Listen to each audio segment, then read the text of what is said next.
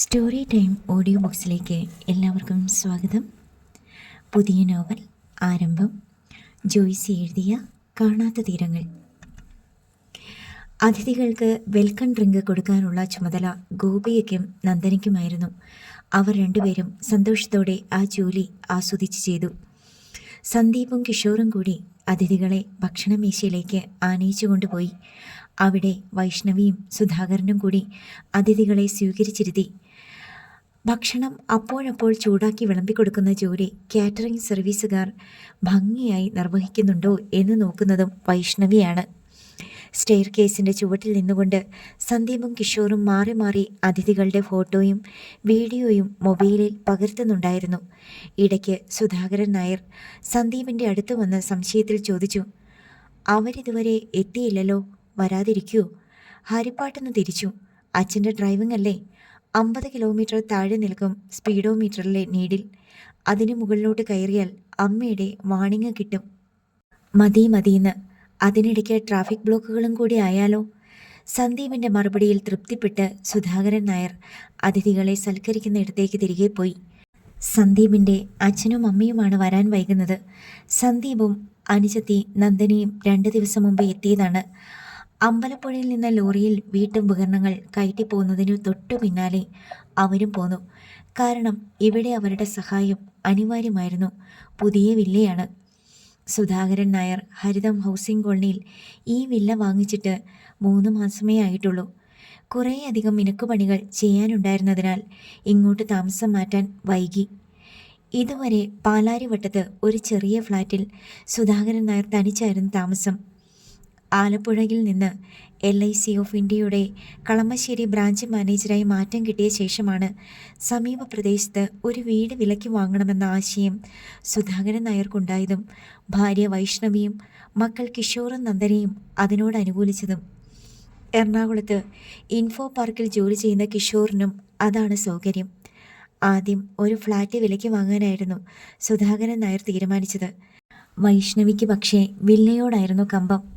എനിക്ക് നിലത്ത് ചവിട്ടി നടക്കണം, പൂച്ചെടിക്ക് വെള്ളമൊഴിക്കണം, മണ്ണിൽ ചെടി നടണം, ഇല്ലെങ്കിൽ ആരോ പിടിച്ച് കൂട്ടിലടച്ചിരിക്കുകയാണെന്നേ തോന്നും, വൈഷ്ണവി പറയും.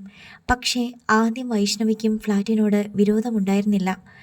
ഭർത്താവ് താമസിച്ചിരുന്ന പാലാരിവട്ടത്തെ ഫ്ലാറ്റിൽ വല്ലപ്പോഴും വന്നു പോകുമ്പോഴൊക്കെ അത് വലിയ രസമായി തോന്നിയിരുന്നു താനും. എന്നാൽ കഴിഞ്ഞ 10 മാസം തുടർച്ചയായി ഫ്ലാറ്റിൽ താമസിച്ചപ്പോൾ അതിനോടുള്ള താല്പര്യമെല്ലാം പോയി. അങ്ങനെയാണ് സുധാകരൻ നായർ കോളനിയിൽ ഒരു വില്ല വിലയ്ക്ക് വാങ്ങിയത്. ഇന്നതിൻ്റെ ഗൃഹപ്രവേശമാണ് നടക്കുന്നത്. അടുത്ത ബന്ധുക്കളെയും സുഹൃത്തുക്കളെയും 5-ാം നമ്പർ ക്രോസ് റോഡിലെ അയൽവാസികളെയും ഗൃഹപ്രവേശ ചടങ്ങിന് ക്ഷണിച്ചിട്ടുണ്ടായിരുന്നു. 5-ാം നമ്പർ ക്രോസ് റോഡിൽ തന്നെ 20ഓളം വില്ലകളുണ്ട്. എല്ലാ ക്രോസ് റോഡുകളിലും കൂടി ഏകദേശം 120ഓളം വില്ലകൾ.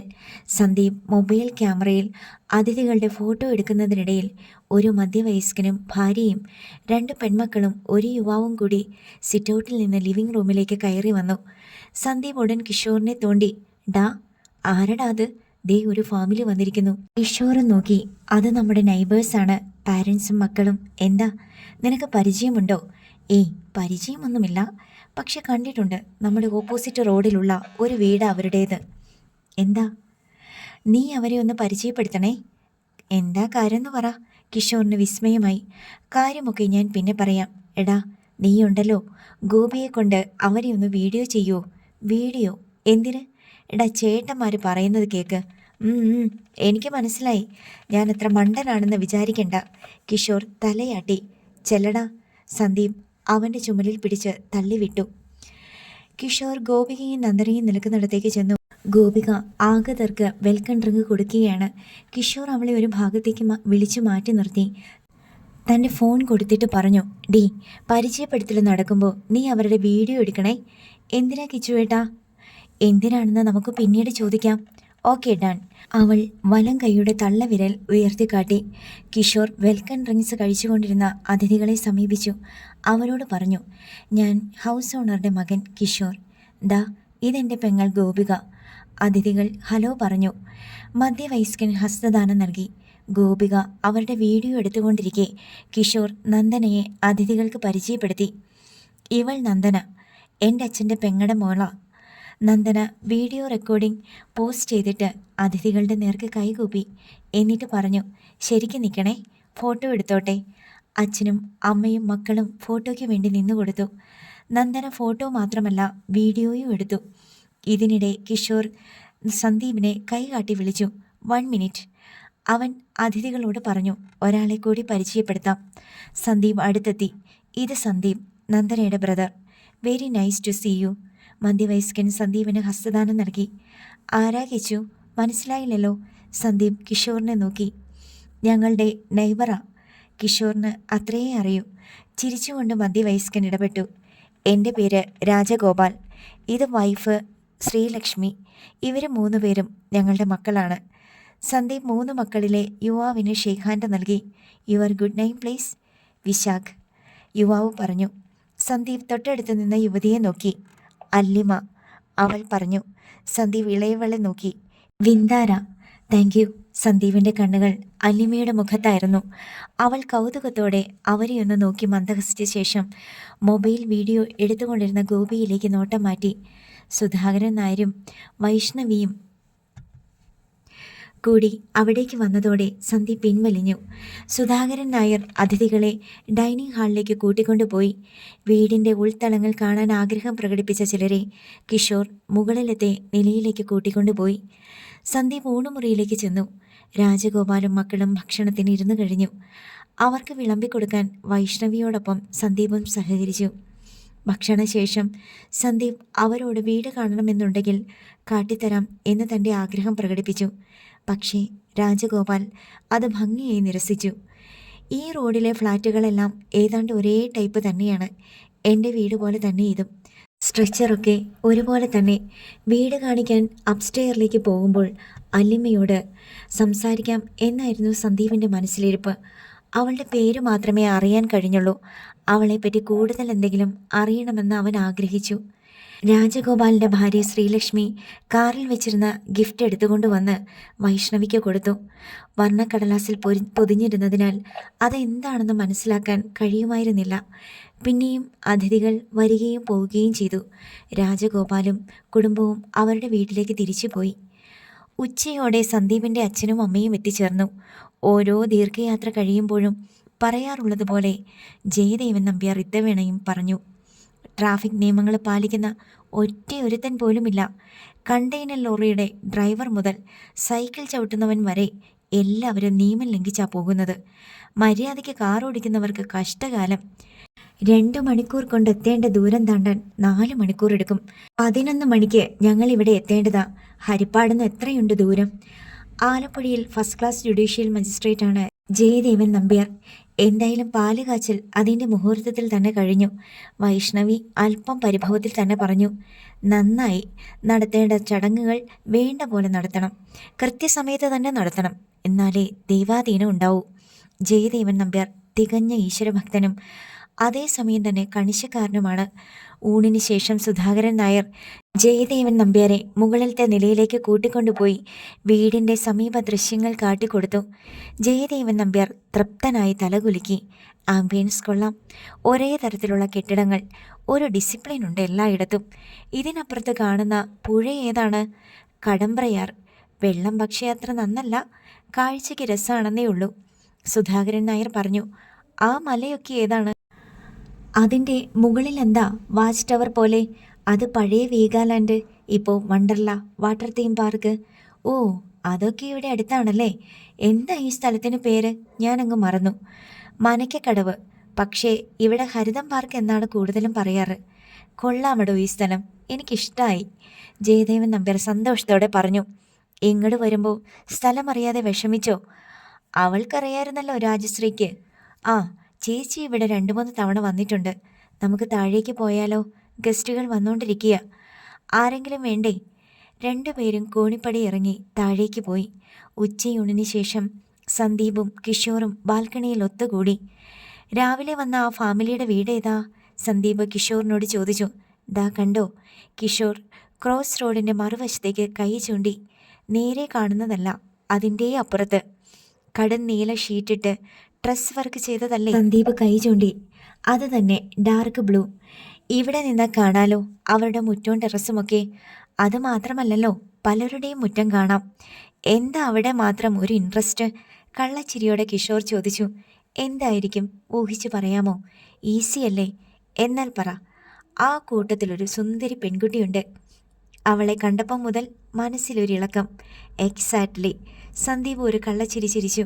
ഇഷ്ടപ്പെട്ടോ? കൊള്ളാം. കാണാൻ നല്ല ഭംഗി, നല്ല കണ്ണ്, നല്ല നിറം. ആദ്യ ദർശനത്തിൽ തന്നെ കണ്ണും കണ്ണും തമ്മിൽ കഥ കൈമാറിയോ? പോടാ, അങ്ങനൊന്നുമില്ല. പക്ഷേ എന്തോ ഒരു പ്രത്യേകത. ആ സിമ്പിൾ ഔട്ട്ഫിറ്റും കളർ സെലക്ഷനും എല്ലാം ഒരു വെറൈറ്റി ആയിട്ട് തോന്നി. അവളുടെ മൂവ്മെൻറ്റ്സ് ഒക്കെ ശ്രദ്ധിച്ചോ?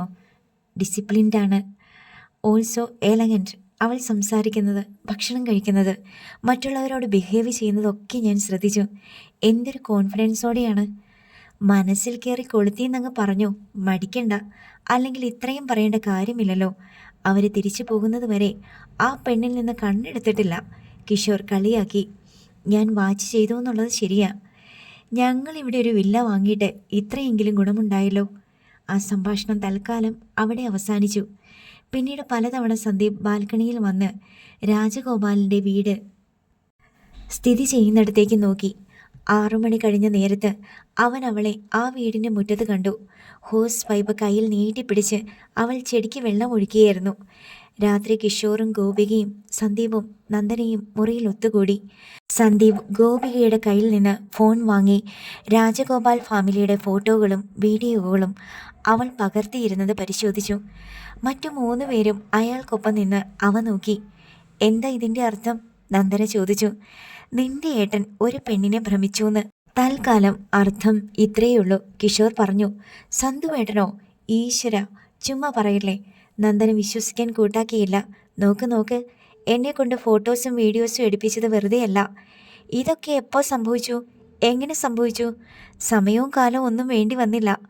ആളെ കണ്ടത് നിന്റെ ഏട്ടൻ ഫ്ലാറ്റായി സാഷ്ടാംഗം വീണു, കിഷോർ പറഞ്ഞു. ഇങ്ങനെയൊക്കെ പറയാൻ എന്ത് സംഭവിച്ചു എന്നാ? ഇന്നിവിടെ വന്ന ഗസ്റ്റുകളുടെ കൂട്ടത്തിൽ ഒരു പെൺകുട്ടിയെ കണ്ടിട്ട് കൊള്ളാമല്ലോ എന്ന് തോന്നി. കുറച്ച് ഫോട്ടോസും വീഡിയോസും എടുക്കാൻ പറഞ്ഞു. നമുക്കൊന്നിച്ചിരുന്ന് നോക്കാം. 4 പേരും കൂടി ഒന്നിച്ച് ഓരോ ഫോട്ടോയും ഓരോ വീഡിയോയും നോക്കി. സംഭവം അടിപൊളിയാ, കുറ്റം പറയാൻ ഒന്നുമില്ല. സന്തുവേട്ടന് നന്നായിട്ടിണങ്ങും, ഗോപിക പറഞ്ഞു. അവിടെ നില്ല് പെണ്ണെ, നീ എങ്ങോട്ടാ മതിലും ചാടി പോണത്? കാഴ്ചയ്ക്ക് ഭംഗിയുള്ള ഒരു കുട്ടിയെ കണ്ടെന്നേയുള്ളൂ. എനിക്കിണങ്ങാൻ ഇനി എന്തെല്ലാം കാര്യങ്ങളുണ്ട്? സന്ദീപ് ശാസിച്ചു. ഒരു കുന്തോ ഇല്ല. ആ വീട്ടിൽ ചെന്ന് നിങ്ങളുടെ മൂത്ത മകളെ എനിക്ക് കെട്ടിച്ചു തരുമോയെന്ന് ചോദിക്കുന്നു. അവർ മനസ്സുണ്ടെങ്കിൽ തരുന്നു, ഇല്ലെങ്കിൽ സോറി, വേറെ കള്ളം നോക്കിക്കോ എന്ന് പറയുന്നു. അത്രയല്ലേ ഉള്ളൂ. ഗോപിക കാര്യം വെട്ടി തുറന്ന് അവതരിപ്പിച്ചു. അയ്യേ, അങ്ങനൊന്നും വേണ്ട. ആദ്യം ഞാനൊന്ന് പഠിക്കട്ടെ, സന്ദീപ് പറഞ്ഞു. ഇനി എന്തു പഠിക്കാൻ? കിഷോർ നെറ്റിച്ചുളിച്ചു. ആദ്യം എൻ്റെ മനോഭാവം എന്താണെന്ന് ഞാൻ തന്നെ പഠിക്കണം. പിന്നെ അവളുടെ ആറ്റിറ്റ്യൂഡ് നോക്കണം. പുറം കാഴ്ചയ്ക്ക് എത്ര നന്നായിരുന്നാലും അകമേ അഹങ്കാരിയായിരുന്നാൽ എല്ലാം തീർന്നില്ലേ? സന്തുവേട്ടൻ ഇവിടെ താമസിച്ചുകൊണ്ട് അവളെ പഠിക്കാൻ പോവുകയാണോ? എത്ര ദിവസത്തെ കോഴ്സാ? നന്ദന കളിയാക്കി ചോദിച്ചു. നോക്കട്ടെ, നീ തൽക്കാലം ആരുടെ അടുത്തും ചെന്ന് വിളമ്പല്ലേ. ഇതുവരെ സംഗതി കുഴപ്പമില്ലല്ലോ? കുഴപ്പമൊന്നുമില്ല, സംഭവം കൊള്ളാം, എനിക്കിഷ്ടമായി, ഗോപിക പറഞ്ഞു. പേരും എനിക്കിഷ്ടപ്പെട്ടു, അല്ലിമ. സന്ദീപ് പുഞ്ചിരി തൂകി. ഓക്കെ, ഇന്ന് രാത്രി ഇതും തലക്കടിയിൽ വെച്ചുകൊണ്ട് കിടന്നുറങ്ങ്. ചിലപ്പോൾ നാളെ രാവിലെ ഒരു വെളിവ് കിട്ടുമായിരിക്കും. കിഷോറിൻ്റെ കമൻ്റായിരുന്നു അത്. പിറ്റേന്ന് രാവിലെ സന്ദീപ് എഴുന്നേറ്റ് സിറ്റൗട്ടിലിറങ്ങി ഒരു കസേരയിട്ട് അല്ലിമയുടെ വീടിന് നേർക്ക് നോക്കിക്കൊണ്ടിരുന്നു. പുറത്തെങ്ങ് ആരെയും കാണാനില്ല. വാതിൽ അടഞ്ഞു കിടക്കുന്നു. കാർ പോർച്ചിൽ കാർ കിടപ്പുണ്ട്. വെളുത്ത ഇന്നോവ കാറാണ്. ഒരു സ്കൂട്ടിയും പോർച്ചിലുണ്ട്. രാവിലത്തെ അന്തരീക്ഷം പുകമഞ്ഞിൻ്റെ സുതാര്യമായ ശിരോവസ്ത്രം അണിഞ്ഞതായിരുന്നു. കടമ്പയാറിന് മീതെ അങ്ങിങ്ങ് പുകമഞ്ഞ് പതിഞ്ഞു കിടന്നു. വീട്ടിലാരും എഴുന്നേറ്റിട്ടില്ല. ആദ്യം ഉണർന്നതും മുൻവാതിൽ തുറന്നതും സന്ദീപായിരുന്നു. അല്ലിമ താമസിക്കുന്ന വില്ലയിലേക്ക് കണ്ണു നട്ടിരുന്ന സന്ദീപ് പെട്ടെന്ന് പരിക്കൻ കാലച്ചകൾ കേട്ട് ഞെട്ടിത്തിരിഞ്ഞു. ക്രോസ് റോഡിലൂടെ നടന്നു വരുന്ന രാജഗോപാൽ, അല്പം പിന്നിലായി അല്ലിമയും വിശാഖും. മഞ്ഞിൻ്റെ പാടയ്ക്കപ്പുറം അവരുടെ മുഖങ്ങൾ ഫോക്കസ് ഔട്ടായ പോലെ തോന്നി. പട്ടാളക്കാർ മാർച്ച് ചെയ്യും പോലെ പാദങ്ങൾ നീട്ടിവെച്ച് കൈകൾ വീശി രാജഗോപാൽ ഇടം വലം നോക്കാതെ നദീതീരത്തേക്ക് നടന്നുപോയി. പുറകെ വന്നവർ സന്ദീപിനെ കണ്ടുവെങ്കിലും പരിചയമൊന്നും കാണിച്ചില്ല. അല്ലിമ ഒന്ന് പാളി നോക്കുക മാത്രമേ ചെയ്തുള്ളൂ. വിശ ഗൗരവത്തിൽ തന്നെ നടന്നുപോയി. സന്ദീപിനെല്ലാം ഒരു സ്വപ്നം പോലെ തോന്നി. പുഴക്കരയിലൂടെ ഒരു നടപ്പാതയുണ്ട്. ഹൗസിംഗ് കോളനിയിലെ ആളുകൾ രാവിലെ നടക്കാനിറങ്ങുന്ന പാതയാണത്. ഷൂസുമിട്ട് നടക്കാൻ പോയാലോ എന്ന് സന്ദീപ് ആലോചിച്ചു. അല്ലിമയെ ഒന്നുകൂടി കാണാം. വേണ്ട, നാണക്കേടാകും. താൻ ഇവിടെ വെറുതെ ഇരിക്കുന്നത് അവർ കണ്ടതാണ്. മാത്രമല്ല, അവർ തിരിച്ചു വരുമ്പോൾ താൻ ഇവിടെ വെറുതെ നോക്കിയിരിക്കുന്നത് ശരിയല്ലെന്നും അവന് തോന്നി. അവൻ സ്റ്റെയർ കേസ് കയറി ബാൽക്കണിയിൽ പോയി നിന്നു. അരമണിക്കൂർ കഴിഞ്ഞപ്പോൾ അല്ലിമയുടെ അച്ഛനും സഹോദരനും തിരികെ വരുന്നത് കാണായി. അല്ലിമ കുറെ കൂടി പിന്നിലായിരുന്നു. അച്ഛനും മകനും വേഗത്തിൽ നടന്ന് ക്രോസ് റോഡിൻ്റെ മറ്റേ അറ്റത്തേക്ക് പോയി. അല്ലിമ വേഗം കുറച്ചു നടന്നു വന്ന് അവളുടെ വീടിൻ്റെ ഗേറ്റ് കടന്ന് ഉള്ളിലേക്ക് പോയി. അവൾ താൻ നിൽക്കുന്ന വീടിന് നേർക്ക് ഒന്ന് നോക്കുക പോലും ചെയ്തില്ല എന്നത് അവനെ നിരാശപ്പെടുത്തി. അവൾ അങ്ങോട്ട് പോയപ്പോൾ സിറ്റൗട്ടിലിരുന്ന ആൾ അവൾ തിരിച്ചു വരുമ്പോഴും അവിടെ തന്നെ ഉണ്ടോ എന്ന് നോക്കേണ്ടതല്ലേ? അത് സ്വാഭാവികമാണ്. തൻ്റെ രൂപവും പെരുമാറ്റവും അവളുടെ മനസ്സിൽ പതിഞ്ഞിട്ടുണ്ടെങ്കിൽ തീർച്ചയായും ഈ വീടിന് നേർക്ക് ഒരു നോട്ടം അയച്ചേനെ. അവൾക്ക് ഇന്നലെ കണ്ടുമറന്ന അനേകരിൽ ഒരുവൻ മാത്രമാണ് താൻ. തനിക്കോ ഇന്നലെ മുതൽ വീണ്ടും വീണ്ടും കാണാൻ കൊതിക്കുന്ന ഒരു പെൺകിടാവ്. തൻ്റേത് വെറും ഒരു ഭ്രമം മാത്രമാണ്. ഇവിടെ വെച്ചത് അവസാനിപ്പിക്കാവുന്നതേ ഉള്ളൂ. ഹരിപ്പാട്ടേക്ക് മടങ്ങി പോകേണ്ടവനുമാണ് താൻ.